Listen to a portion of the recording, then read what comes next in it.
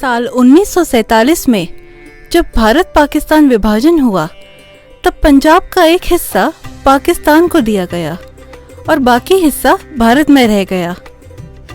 पाकिस्तान और पंजाब में रहने वाले कई लोगों ने अपने घरों को छोड़ा और भारत के विभिन्न हिस्सों में प्रवास किया।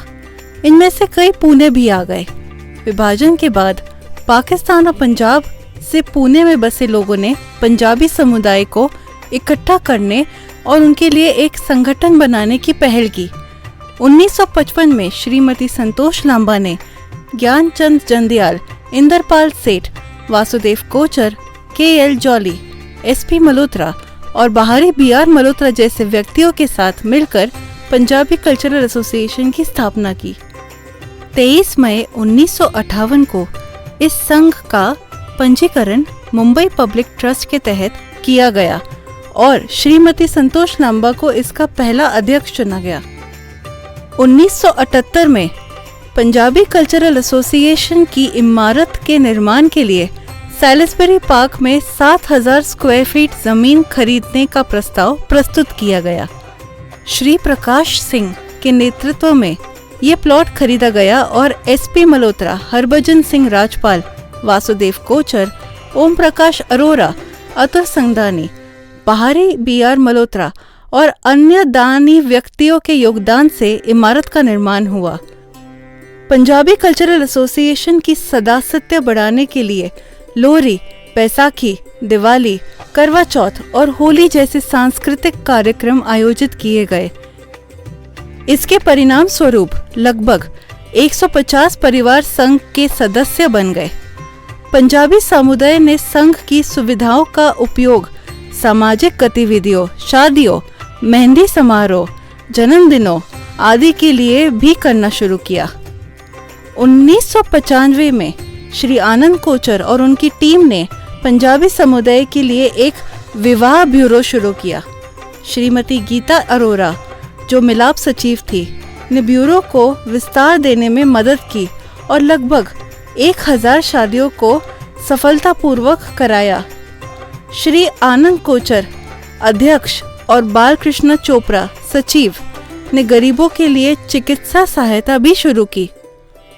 प्रत्येक महीने के पहले और तीसरे संडे को नेत्र परीक्षण, दांत चिकित्सा, सामान्य ओपीडी आदि के लिए चिकित्सा शिविर आयोजित किए जाते हैं। सदस्य बढ़ाने के लिए एक साप्ताहिक तंबोला खेल भी शुरू किया गया है।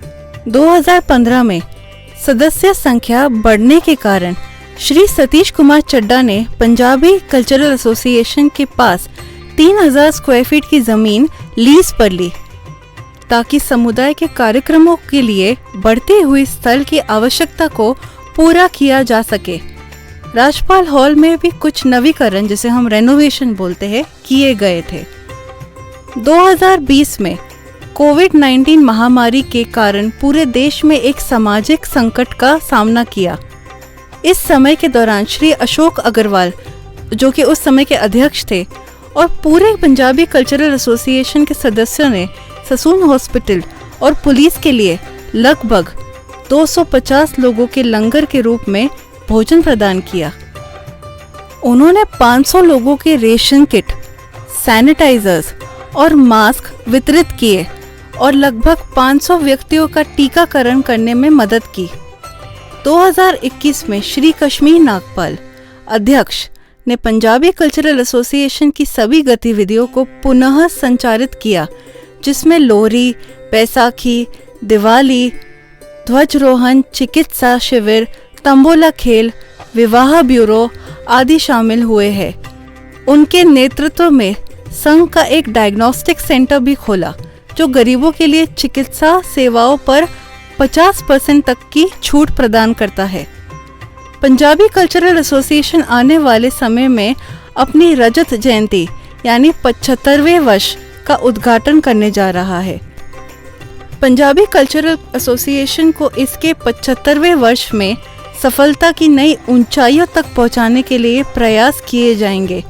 वर्तमान में पंजाबी कल्चरल एसोसिएशन में 500 सदस्य है और हमारा लक्ष्य है कि भविष्य में 1000 सदस्य पूरा करें।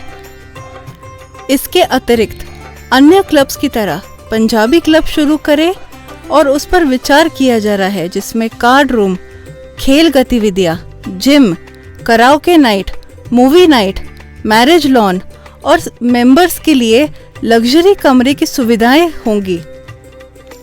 मैं उन सभी पूर्व अध्यक्षों, सदस्यों और कर्मचारियों का आभार व्यक्त करता हूँ जिन्होंने पंजाबी सांस्कृतिक संघ को सफलता की स्थिति तक पहुँचाने में योगदान दिया।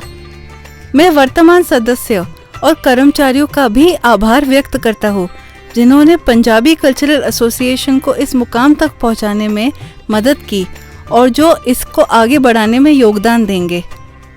हम अपने सभी पूर्व अध्यक्ष और बोर्ड के सदस्यों का दिल से धन्यवाद करते हैं जिनकी मेहनत से आज हमारा संघ इस मुकाम पर है।